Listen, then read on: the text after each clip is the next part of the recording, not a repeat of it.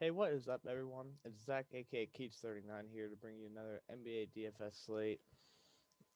This one's going to be really hectic. We already have some news, some pretty big news, that is. So it's probably not going to be too long of a video here just because there's going to be so many different ways to attack this one. Uh, and there's going to be a lot more news to come. So I'm gonna go ahead and get right into this one. Um, So you look, gonna be some pretty obvious spots to attack. I'm just gonna get into the certain spots that are really appealing right now. First one is Miami Heat. Kendrick Nunn, Bam Adebayo, and Tyler Hero are all top tier plays tonight. We just saw them play last night in a good matchup against Portland. All of them absolutely smashed. We saw Kendrick Nunn play 34 minutes, go for 22, 5 and 5. He was really, really good yesterday. So the backcourt minutes basically split between Kendrick Nunn, Tyler Hero, and Gabe Vincent, with Nunn and Hero getting the larger part of that.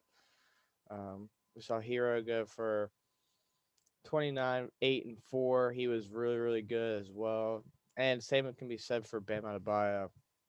He played not the best minutes, but 29, 9, 7, 5 blocks.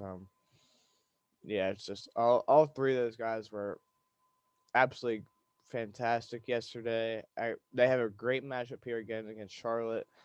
I don't really see anyone stopping Bam, and Kendrick Nunn and Tyler Hero should have pretty monster games here as well. All priced way down. Like all should probably be at least another $1,000. So this is assuming Jimmy Butler misses. If Jimmy Butler misses, I think Bam's still in play. I guess like the guards are in play, but with all the other news, they're not going to be nearly as good. Um, Next we'll go to the Portland situation. Dame got banged up a little bit yesterday. They're gonna let him rest tonight. It's going to come down to if Norman Powell plays. Um, I feel like he won't, but it's possible he will. If he doesn't, this game's going to be really weird. CJ McCollum was another guy that was fantastic yesterday. Couldn't miss in the first half. Um, you're just going to see insane usage out of him. They do get Nurkic back today, so that's something to look at. He's not going to play too many minutes, obviously. So I don't mean to look at him as a play, but he'll take a little bit of usage as they play through him. Unlike Ennis Canner's, like goes against offensive boards, and that's his form of offense. But I also like Anthony Simons a lot. He's a guy that likes to shoot when he gets to play. Um, and with Dame out, and if Norman Powell misses, like you got to figure he's going to play 30 minutes, probably 35 to 40 actually. And a guy that likes to shoot, out takes a shot on that every single time, especially at sub 4K. Just another one of those values that's really, really, really good. Um, let's see. Next, we'll go to the Dallas game.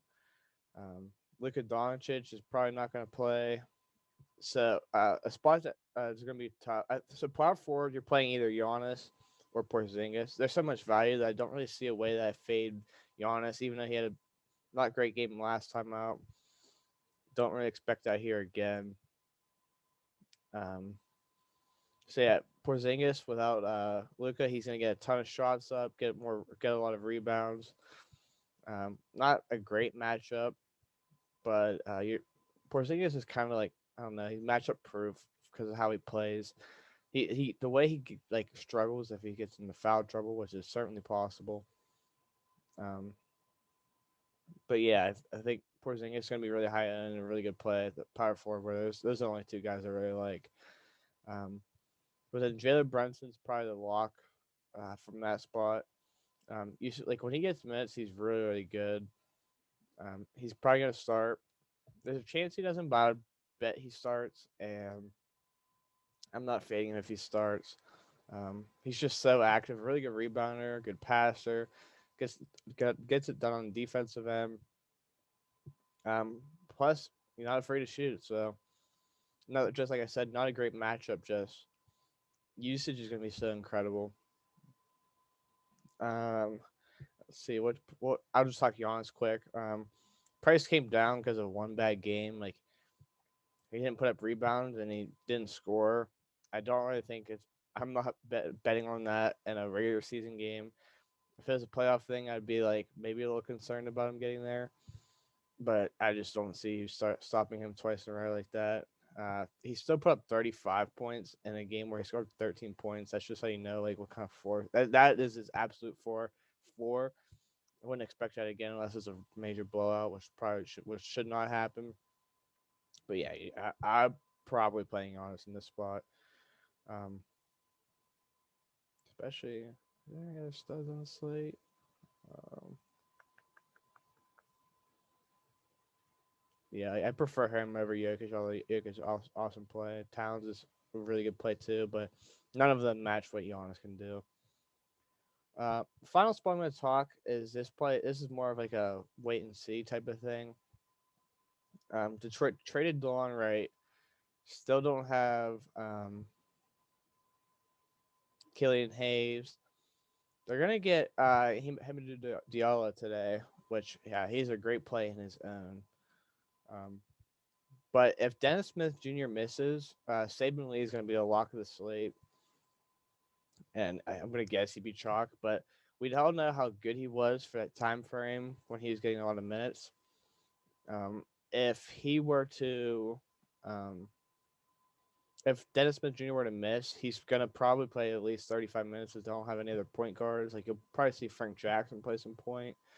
I guess they could like just go bigger and play like Diallo and Justin Jackson or Josh Jackson. I'm sorry, but wouldn't expect too much of that. And it'd be the Saban Lee show. He's just a really tough guy, really active.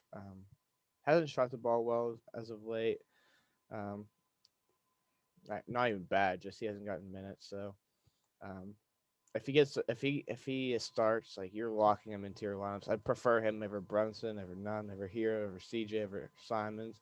He'd be the best player on the slate. Yeah, that's gonna do it for me. Um, Make sure to hit that like and subscribe button. Be around for a lot because it's gonna be a really tough slate just for the fact that there's 11 games right after the trade deadline, and a lot of injury news on top of all that. So, yeah, I'll see you next time. Later.